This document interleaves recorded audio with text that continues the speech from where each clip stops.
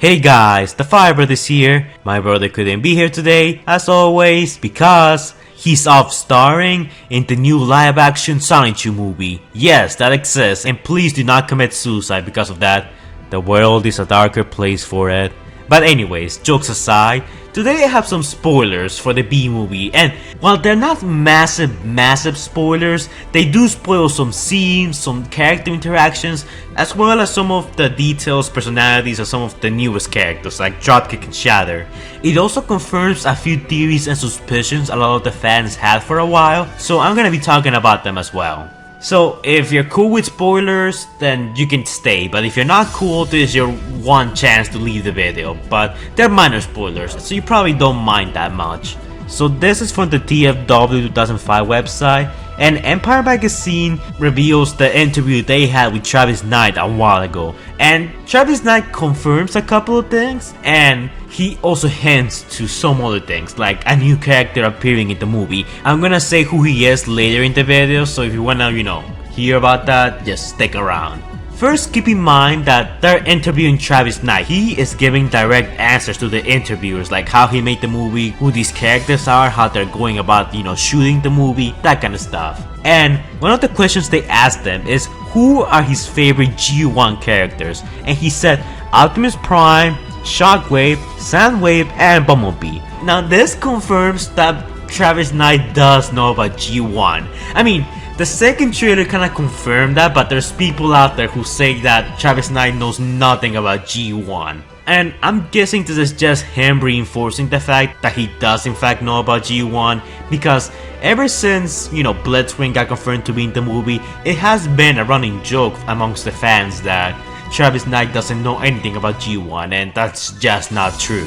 He also says that for the G1 aesthetics, he wanted to go for metallic giants with personalities. This is a small jab to Michael Bay for, always doing robots who have little to no personality. I mean, besides a few scenes here and there, not a lot of Autobots or Decepticons from the Michael Bay era ever got a lot of personality or screen time. Shockwave, Soundwave, well, maybe not Starscream so much, but a lot of the characters were dull. And you can even make that argument for the Wreckers, Mirage, and a few others. So this is a small jab to Michael Bay. Now, something interesting that he also mentions is that Shatter and Dropkick, the new characters, they are quote-unquote woven from the same fabric as G1. Now, I find this hard to believe because aesthetically, Shatter and Dropkick look more Michael Bay-ish than G1-ish, if you know what I mean. Maybe he means in terms of personalities that it's not so much the way they look, but their personalities. Like Ironhide and Ratchet from G1 do look pretty simple,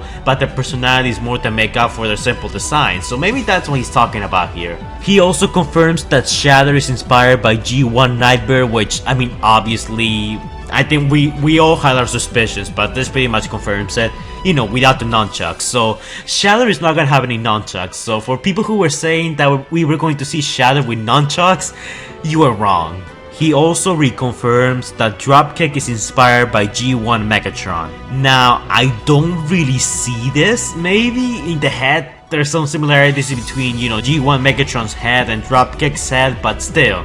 For me, these characters don't really look that alike. I don't see the similarity. But one of the most interesting parts here in this interview is that Travis Knight says that the G1 Megatron design is one of the greatest designs of Transformers history. Now, I'm not a fan of most of the G1 designs. I like G1, but the designs for me can be pretty here and there sometimes, but most of the time. Maybe because I grew up with the movies. But the fact that he brought up Megatron, I think this is a small teaser to Megatron appearing in the movie. And you guys know that I have mentioned multiple times that I believe Megatron will in fact appear in the movie.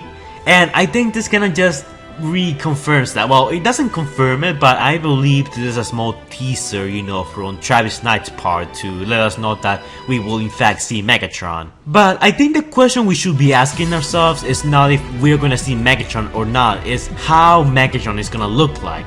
We do know that they're gonna connect the B movie to the first Transformers movie, so they need to have Megatron to kinda like bridge the gap. And I said that we're most likely going to see a G1 Megatron, and I believe that's what Travis Knight is going for. And if he does go for a more G1 looking Megatron, I have no problems with that. Now, for the rest of the interview, I'm gonna skip some parts because I don't think they're that important, and also I wanna kinda get to the good stuff quickly.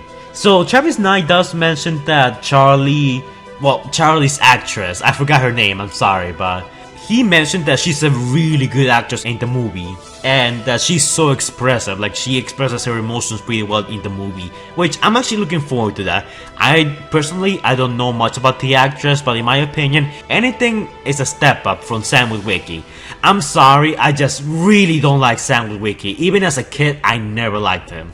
I do like Kate Yeager though. He also mentions that most of the movie is gonna be Charlie introducing the world to Bumblebee, like saying hi from people, like talk like this, you communicate by doing that, kind of like a child becoming, an adult or a kid or a teenager or whatever.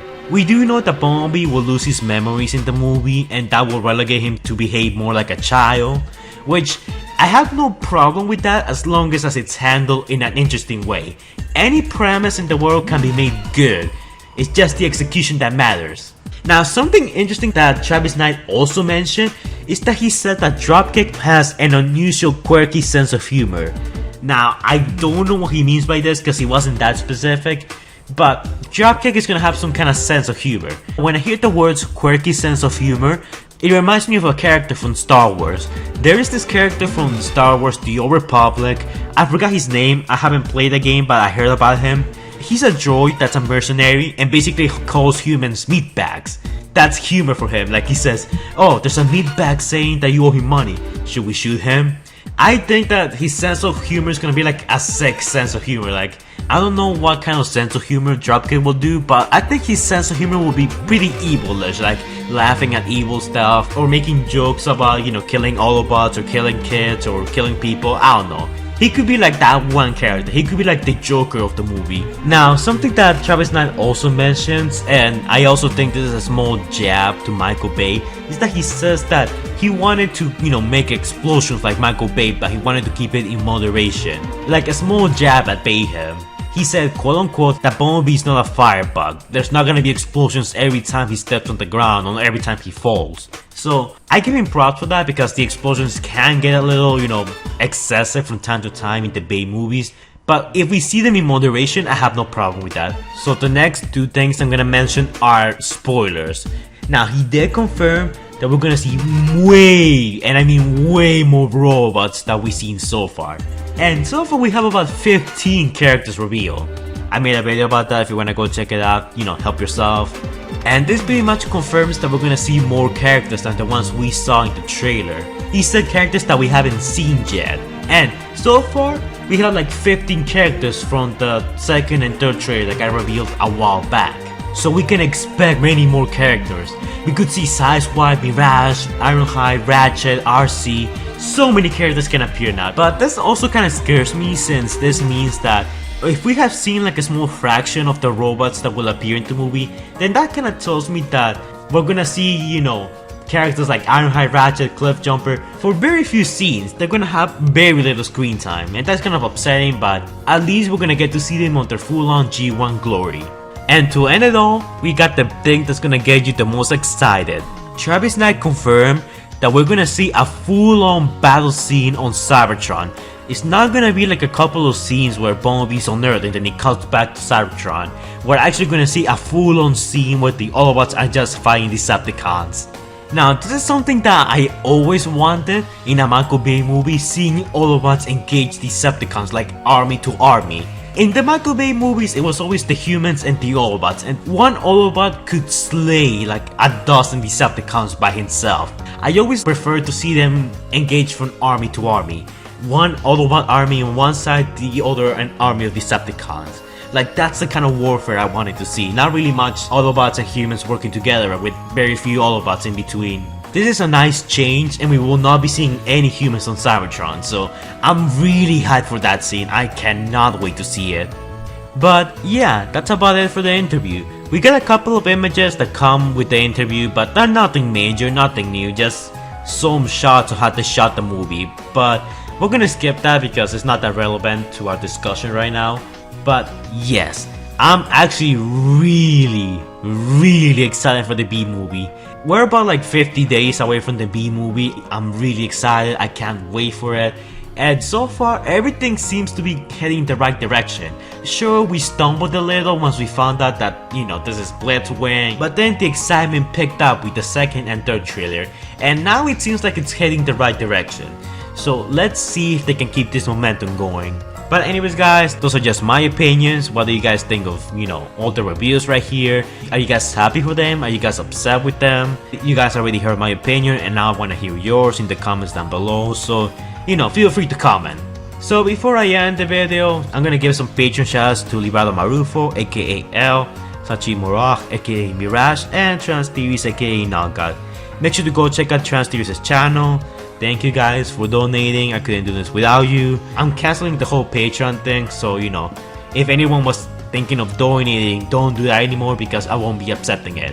But anyways, thank you for your support guys, so much appreciated, and I will see you guys in the next video. Stay safe guys.